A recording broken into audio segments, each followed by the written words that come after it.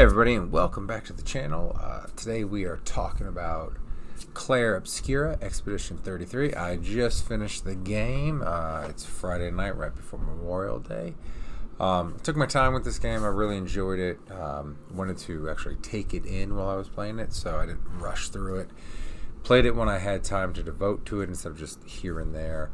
And I really like this game. I think I mentioned this before that when I revisit my top 100 games of all time, this one is probably going to be high up on the scale. The story is very intriguing without giving anything away, very mysterious, keeps you guessing. I had a couple guesses right, like a couple things I saw early on in the story when it got going, and those were kind of right. Some were wrong, some were right. I always feel that's good storytelling. You have clues that, the viewer, reader, whatever your medium is, will take a look at and be like, oh, I think this is going to happen, X, Y, and Z. And it does happen. And then, other times, like, you have kind of like red herrings and things like that. You're like, oh, I think this will happen or this will happen. And it doesn't play out that way, but it plays out in a different way, but logically plays out that way. It was a fantastic story. It's very French, very avant-garde. And when I say very French, I mean in a pre-World War II sense of very experimental theater and storytelling. Very delightful in the storytelling. Like I said, kind of keeps you guessing. Towards the end, it gets really freaking weird, but weird in a good way, in a sense. It's kind of story that's going to stick with you.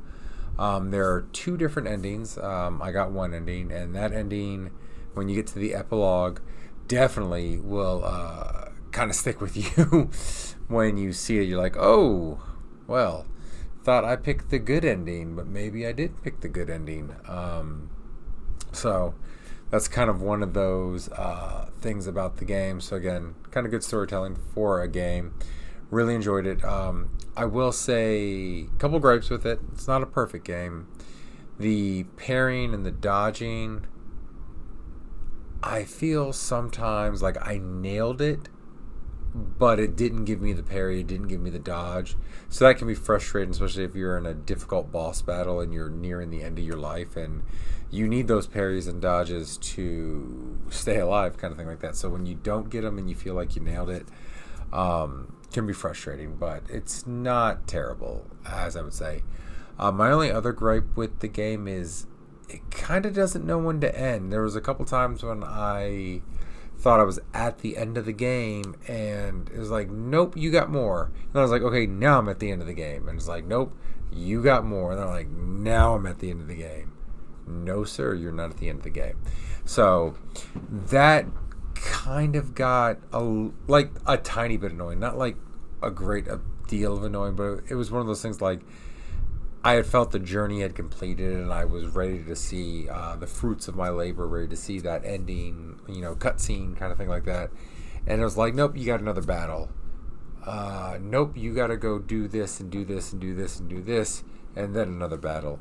So that was, again, minor gripe, like where you felt like the game had its conclusion as far as a game was concerned, and then you would move on to the cutscenes to wrap everything up.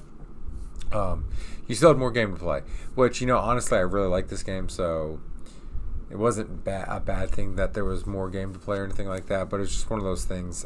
As a storyteller myself, I feel when you're at the end of the story, you need to wrap it up. Don't try to keep it going, kind of thing like that. But again, minor gripe. And then a couple of the final boss battles, you're just like, it does this is a return to the turn-based JRPG style. It's like, yes, I've beaten the boss. No, you haven't. Regeneration or new boss comes in kind of shit. And it's one of those things like, when you're a veteran of the JRPG style, you're like, I'm ready for this. And then it happens, you're like, damn it, kind of thing. And I will say the final boss that I was facing, when he got into his new form, I was like, I'm going to lose.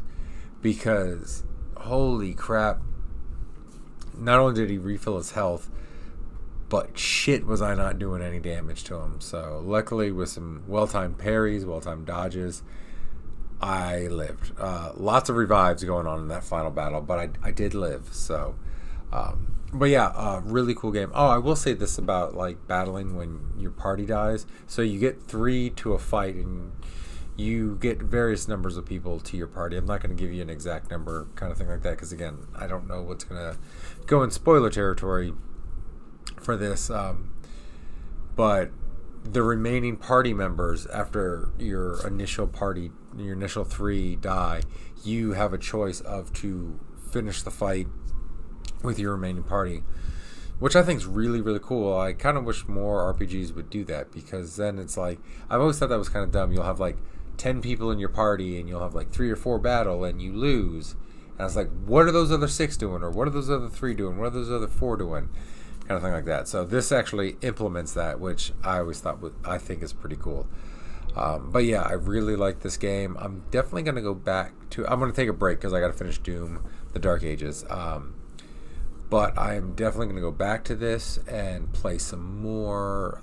I might 100% this. I don't know. I'm not going to commit myself to that, but I'm definitely going to go back. There's a new game plus. I'm going to go back and earn the second ending, play through a little bit more. But yeah, overall, really like this game. I just want to do, like, right after beating it, like, the credits are still rolling on the game. I don't know if the mic is picking up the music at all. I kind of turned it down low because I don't know what copyright. And I get my thank you screen. Thank you for playing with some really cool artwork. The red flashing behind me. But yeah, I just want to get my thoughts down about how much I enjoyed this game. And I definitely recommend it if you like some avant-garde storytelling. Because you can put it on the easiest level, and it's not too difficult if you do it that way. Or if you're just a turn-based RPG, JRPG fan, and you feel like we're not getting enough of those, here's a really, really good one, and it's on Game Pass. So if you got Game Pass, you can play it. I think it's only $49.99 on PlayStation, probably the same on Steam, but you know, it's Memorial Day weekend as of recording this, so Steam probably has a sale going on, so you might get it for like $40 or maybe like $35, something like that. So check your local listings. But yeah, overall, I recommend this game. This one's going to stick with me. It's one of those stories that I feel I'm going to be thinking about for a long, long time. And I'm looking forward to what this studio does next. They're kind of a splinter off of Ubisoft. They felt like they couldn't get this game made. The creator of this game felt like he couldn't get made under Ubisoft, so he left and formed his own studio. And so I can't wait to see what else they do, because I do like these small studios making AA games, because they make risky stories, risky game types that turned out to be solid gems. And kind of going back to what I've talked about with, like, what's a game worth to you? Obviously, I played this for free on Game Pass, but this would be a game, if I paid $79.99, $69.99 for it, I definitely feel like I would have gotten my money's worth out of it. And luckily, it's at the discounted price if you don't have Game Pass for $49.99, so definitely worth your $50. Just story alone, like, play it if you're not a big turn-based RPG person. Play it on easy mode, play through it, get the story. Oh, it's late, sorry. Play through it, check out the story. It's really fun. So yeah, I might do a deep dive into this after I digest some of the game more. But like I said, want to get my first thoughts down. Really enjoyed it. Check it out if you're able to. 2 thumbs up. I'm gonna give this. I don't really do formal reviews anymore. It's too much work and very little views for it. But I would say I'm gonna give it a 5 out of 5. 5 out of 5 for this game. Highly recommend it. Go play it. Don't forget to like and subscribe if you've played Expedition 33. Let me know what you thought in the comments below. And as always, I'll catch you in the next video. Bye.